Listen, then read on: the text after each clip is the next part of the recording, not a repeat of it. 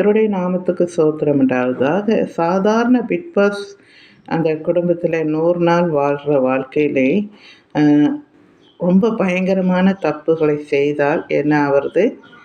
Red card கொடுத்து அனுப்பிச்சி விடுகிறார்கள். அவர்கள் அத்தனை நாள் இருந்த இதற்கான கூலிகள் கிடையாது.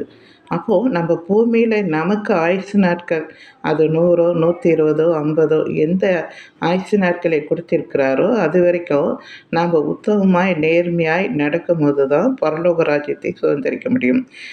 நம்ம அதிகமான பாவங்களை செய்து கொண்டு இருந்தால் நமக்கும் ரெட் கார்டு என்று கொடுக்கப்படுமா, மன்னிக்கப்படுமா? ஆனால் நாம் உணர்ந்து மன்னிப்பு கேட்கும்போது ஆண்டவர் மன்னிக்கிறார்.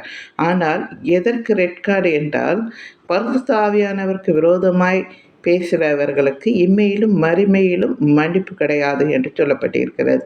அதற்கு நிச்சயமாக ரெட் கார்டு. பிறகு தன் உயிரை தான் மாற்றிக்கொள் அதாவது மாண்டு கொள்வதற்கு அதிகாரம் இல்லை. தற்கொலை பண்ணிக்கிறார்கள் அல்லவா? தேவன் கொடுத்த வயிறை தேவன் தான் எடுக்க வேண்டும்.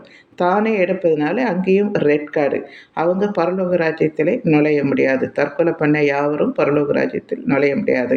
அதே மாதிரி பிசாசானவன் தேவனுக்கு விரோதமாக எழும்பினதுனால்தான் அவனை தள்ளிவிட்டு அவனுக்காகவே நரகத்தை ஏற்படுத்தினார். எனக்கு அன்பானவர்களை, எது மன்னிக்கப்படும் எது மன்னிக்கப்படாது என்பதை நீங்கள் புரிந்து கொள்ளுங்கள். வேதத்தை வாசிக்கும் போது உங்களுக்கு அது தெரியும். அதனால் வேதத்தை முதலாவது வாசிங்க. எதற்கெல்லாம் நமக்கு ஆண்டவரிடத்திலே பங்கு இல்லை என்பதை நீங்கள் தெரிந்து கொள்ளுங்கள்.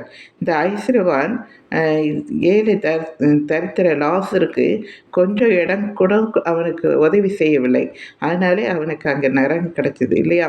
அதே மாதிரி எவ்வளோ பெரிய ஐஸ்வர்யவான நீங்கள் பெரிய அமைச்சர் பதவியில் எதில் இருந்தாலும் நீ உண்மையாய் வாழும் பொழுது தான் உனக்கு பரலோக ராஜ்யத்தில் சுதந்திரம் கிடைக்கும்.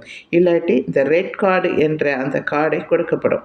அதாவது அவ்வளோதான், அது நரகத்தான் பங்கு. பூமியில் நீங்கள் இதுவரைக்கும் செய்த நன்மைகள் எடுப்படாது.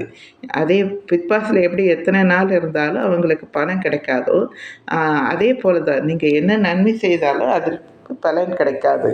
அதனால் உங்கள் நன்மையை உங்கள் பரிசுத்தத்தை காத்துக்கொள்ளுங்கள். சரிங்களா? மரண பரியந்தம் ரட்சிக்கப்படுகிறவனே நீதிமானே ரட்சிக்கப்படுவான், மரண பரியந்தம் உண்மையாக இருக்கிறவனே ரட்சிக்கப்படுவான் என்று சொல்லி முடிக்கிறேன்.